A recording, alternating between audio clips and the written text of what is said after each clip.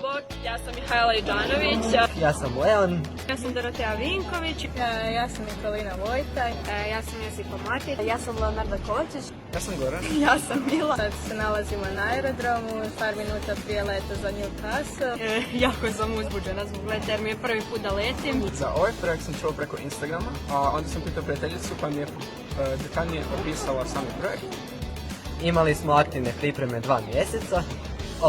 Na njima smo pripremili različite radionice koje ćemo tamo provoditi. Također smo se i pripremali ujedno za cijeli taj projekt i nadam se da će sve proći dobro. Recimo Leon i ja provodimo radionicu o stereotipima, također bit će radionica o zločinu iz mržnje i tako dalje. Mislim da je to jako koristan projekt jer možemo upoznati puno novih ljudi, poboljšati svoje znanje u jezicima, tj. engleskom jeziku. Također mislim da je potrebno da se uključi u ovaj projekt što više, dakle djeca našeg uzrasta, da bismo stekli nova prijateljstva i usavršili komunikaciju na drugim jezicima. I za kraj sve vas pozivam da nam se pridružite u ovakvim dobrim projektima.